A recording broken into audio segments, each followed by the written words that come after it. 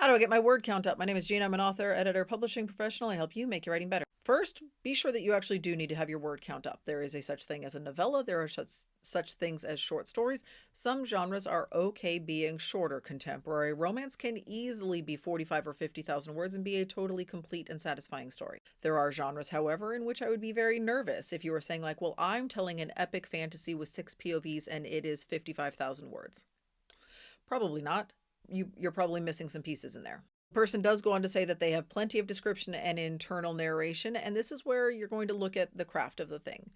I've given the examples out here a bunch of times, but they bear repeating. If we have, you say like, Joe is so happy.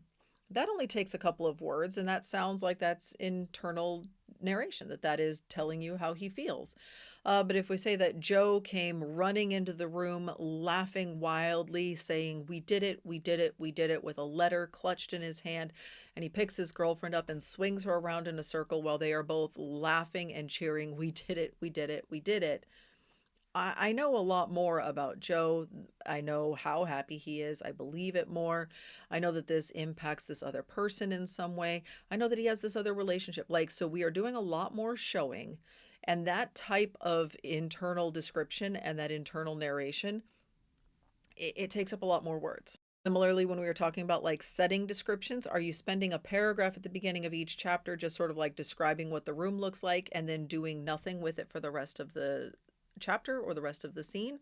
It's probably more useful to break that description up and have the characters interact with the setting and the descriptions in a way that feels much more organic, and that's going to take more words because you're doing it more often, because it is more personalized to who the characters are. Like it's just going to take up more space. You have a character just sort of like sitting alone in their room thinking their thoughts and feeling their feelings. Give them a friend, give them a place to go to, interact with more places within your setting, interact with more people within your setting.